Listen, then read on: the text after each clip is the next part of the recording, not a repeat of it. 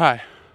So what I chose for my project was features, and that's because I like movies. I've always liked movies. That's something I strive to work in, is the movie industry. So I decided to focus on features. Thanks. I also chose comedy for my genre. I chose that because it's one of the oldest forms of the genre, and its sole purpose is to make audiences laugh through humor, through misfortune, through a whole bunch of things. It can mesh so well with other types of genre like action, thriller, mystery, crime, and it fits, it suits, it works.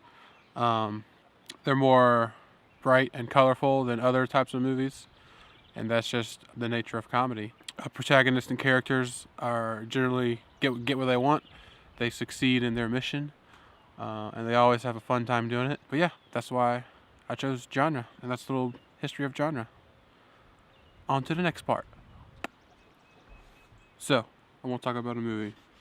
The movie's called Next Time I Marry. It's a comedy romance story directed by Garson Kanin.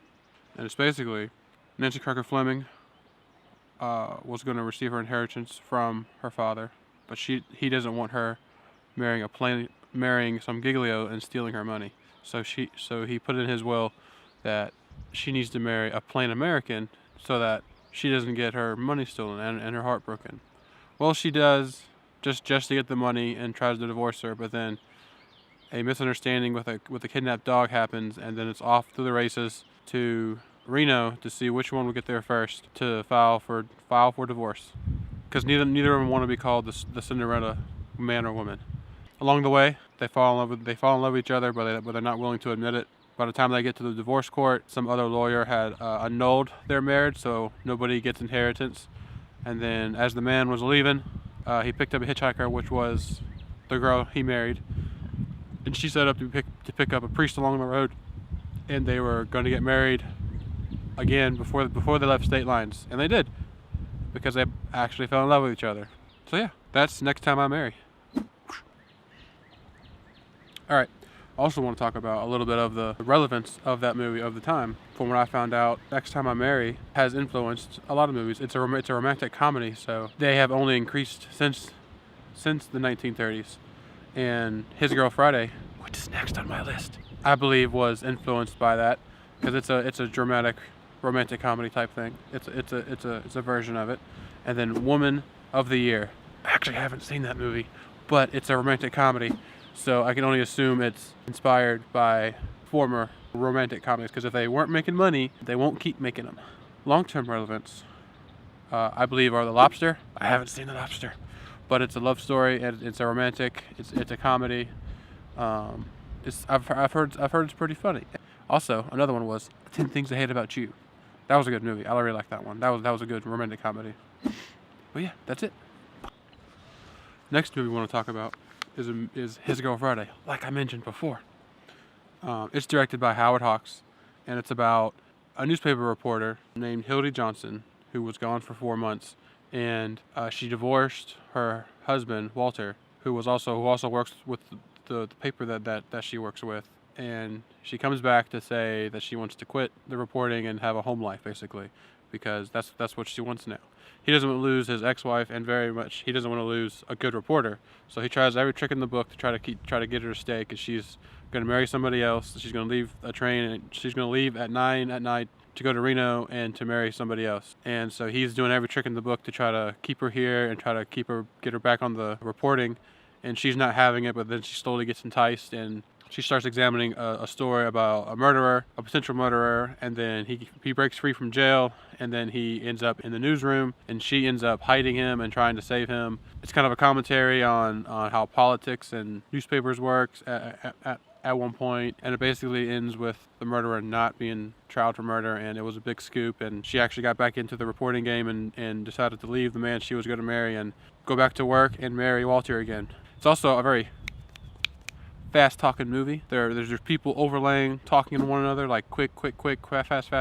You have to really pay attention to try to catch everything, but like it's a fast-talking movie for sure. Now, on to the next part. Hi, future me here. I either didn't record that next little bit that was supposed to come up, or recorded it by not pressing the record button. I don't know. I was supposed to say that the immediate relevance for the His Girl Friday is a movie called Standing Room Only and The Bride Came COD. I haven't personally seen these two movies, but they are in the same genre category as His Girl Friday. And some of the long-term relevance related to this movie is The Graduate and Forrest Gump. Also, romantic comedy drama for His Girl Friday. Okay, back to the show. All right, here's the next movie. It's Mary Poppins. Now, I know what you're thinking. Isn't that a children's musical thing? Yes, but it's also considered a comedy. It's a musical comedy. It's one of those subgenres of comedy. It's directed by Robert Stevenson. It's basically about a magical nanny who comes to help straighten out some bratty rich kids with a strict, organized, time everything out father. Doesn't know what's best for the children. And she's there to teach the children manners and how to be proper children and a little bit better to be about life and stuff like that. They go on adventures. They go into a chalk world and have an adventure there with riding merry-go-round horses and whatnot. They learn how to clean chimneys and dance on roofs. And by the end, the father finally figures out that, he doesn't have to be so stringent on time, doesn't have to be so on the nose about everything. He can be loose and free, and his children learn how to not be brats and be more civilized and mannered and stuff like that. And then off she goes. She holds her umbrella up and whisk away in the wind, just like she came. And that's it. Next year, I believe, we're getting another one, a sequel to the original Mary Poppins. And won't that be great? Yeah. Okay, so some of the movies that was influenced by Mary Poppins was The Sound of Music, another musical comedy. Well, I don't know if it's technically classified as a comedy. I don't think it's classified as comedy, but it's a musical, and I'm sure it's got some comedy elements in it. I haven't seen it in a long time. I don't really remember. If Mary Poppins didn't do so well, musicals and musical comedies and anything of that subgenre would die down, and it hasn't, because Sound of Music and The Jungle Book came out. That's an animated comedy with some music elements into it. Hey, there goes a squirrel. Yeah, if Mary Poppins didn't do well, we wouldn't have some of the musicals and great animated things that we have today. All right, what more recent things were inspired by Mary Poppins? La La Land, for one. That's a romantic comedy. It's more of a love letter to Hollywood and nonetheless a romantic musical comedy. It was a great movie. Mary Poppins didn't do so well. We probably wouldn't have had it. And then another one, I haven't seen this one yet. It's called Grease from 1978. I don't think I've ever seen the whole movie Grease, but that's another romantic musical type number that if we didn't have Mary Poppins, it probably wouldn't be here. I mean, if Mary Poppins musical didn't work, other musicals won't work, and it will just slowly die off. But it hasn't. It keeps making money because that's a popular genre. Now, on to the next movie. So next movie I want to talk about is one of my personal favorites by a director named Mel Brooks. It's Young Frankenstein. It's a relative of the famous Frankenstein doctor who performed reanimation experiments on recently dead things to no success. And the Frankenstein name has been tainted, and he is trying to get away from his predecessor's misfortunes and do something better with science.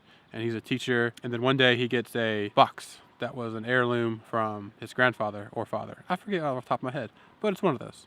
A relative. He basically inherits the Frankenstein. He goes there, and a whole bunch of hilarity ensues, and he figures out his grandfather or father's research actually worked. And then so he went and found a dead body and reanimated it and tried to present it to the world, and it failed. And then he tried doing a mind swap to make the monster smarter, but it wasn't fully complete, so they kind of half swapped, half not. So they have different tendencies of each other. The monster's now more eloquent, I guess. He can talk now instead of going.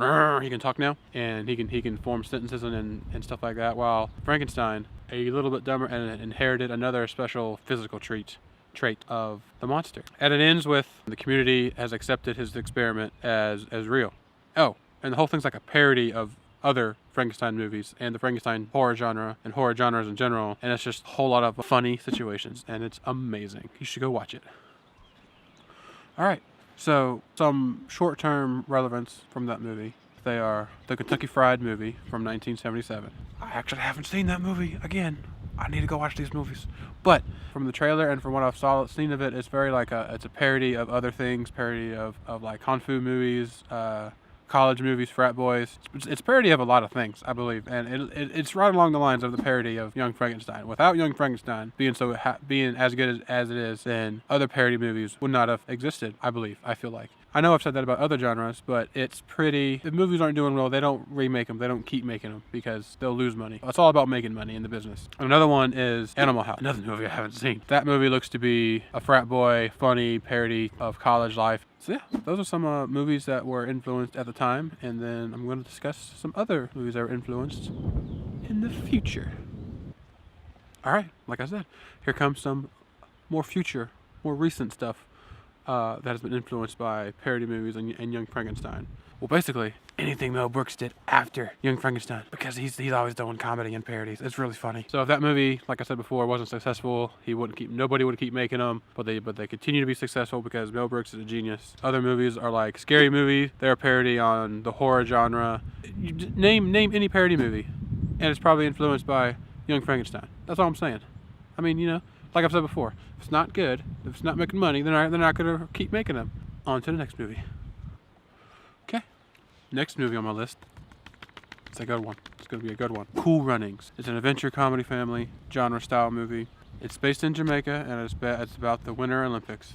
A sprinter is trying to follow in his father's footsteps of being a long distance sprinter. During the qualifying matches to go to the Summer Olympics for running, he gets tripped up and he doesn't make it. So he's devastated and he's trying to figure out what else he can do, and then he gets told by the mayor of his town, bobsledding. There's no bobsledding team for Jamaica. So he gets an idea in his head, and there just happens to be a disgraced coach in Jamaica who he starts to heckle and convinces him to make a bobsledding team for Jamaica. So they find 4 people to do it, and they start training in the dirt.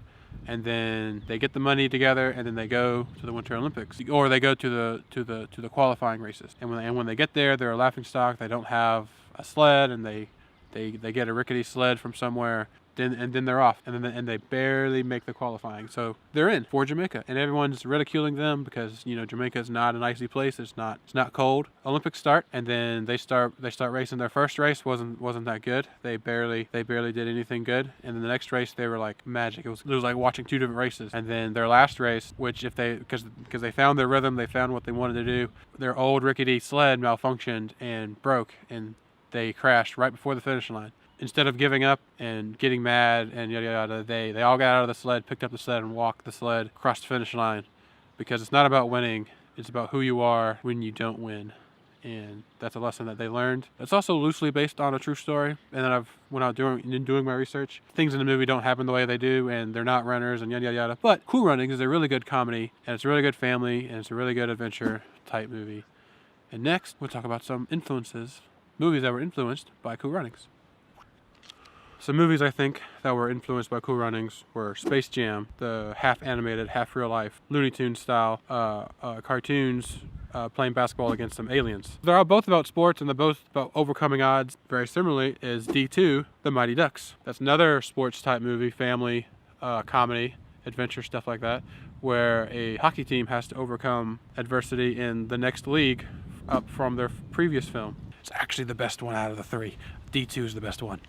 Now next, like the trend has been happening, I'm going to start talking about more recent influences. Alright, some future, more recent movies that have been inspired by the adventure family genre is Finding Nemo. That's definitely an adventure story, and it's definitely a comedy, and it's definitely all about family and protecting family. And then Air Bud is about a dog who can play basketball. They have to overcome letting the dog play with humans, overcome adversity, overcome people against people playing, or it's very similar to Cool Runnings in that regard. Now, last movie, here we go. Alright, last movie. It came out earlier this year in 2018. It's called Game Night. It's about these group of friends who are very competitive with each other. They play board games and they play games a lot. And then Jason Bateman's character's brother shows up and invites them to play a new game at his house. And it's a murder mystery party game. It starts, but it's actually not the murder mystery party.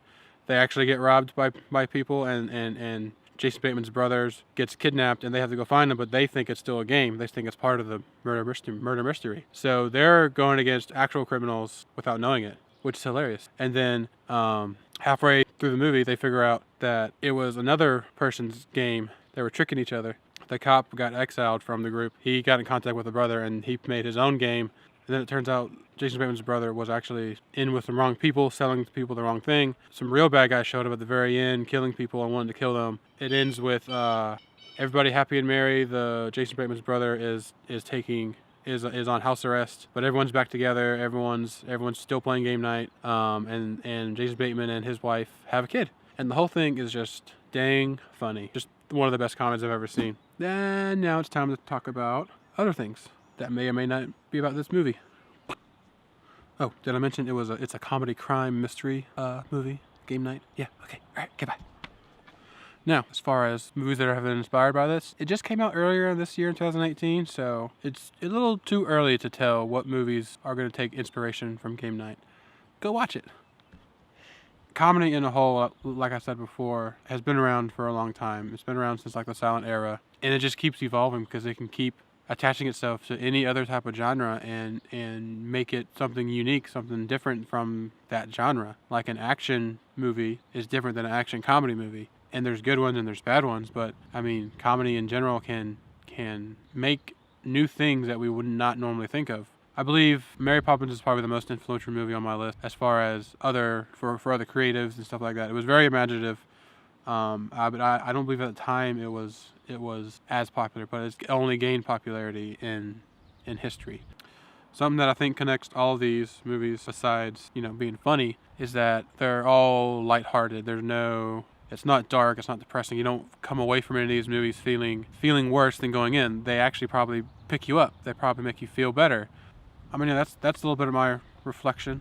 Next topic is going to be about my predictions. As kind of stated in my last little clip, I predict that comedy is only going to get better from here. Sometimes you have to retread things to make some new things, and what I mean by that is like you retread old comedy styles and tropes and put your personal spin on it or put a new twist to it, and it becomes something brand new, and oftentimes it can be really, really good. But yeah, that's kind of my prediction. I predict that we're going to get better comedy, and we're going to get new comedy, and we're going to get new spins on old comedy tropes. All right, on to the last segment. All right, so lastly, I just want to talk about how I'm going to use this information about these movies to my benefit for my future career. I'm going to use my comedy knowledge of comedy films and try to do exactly what I said. Try to take old comedy things that work and put my unique spin on them to make something new, make something unique, make something better. I know it's like copying, sort of. Through that, I mean, I'll figure out new ways to present comedy ideas and new ways to shoot comedy in movies and stuff like that. I don't have any current productions right now that I'll be working on except for this one. This current production. I think it's kind of funny. I'm doing like a vlog style. I don't know if it's noticeable, but I'm doing like a vlog style thing. So there's that. But aside from that, I'm just going to keep working and try to get better and better about making videos, making movies. Yeah, that's it. All right. Over and out.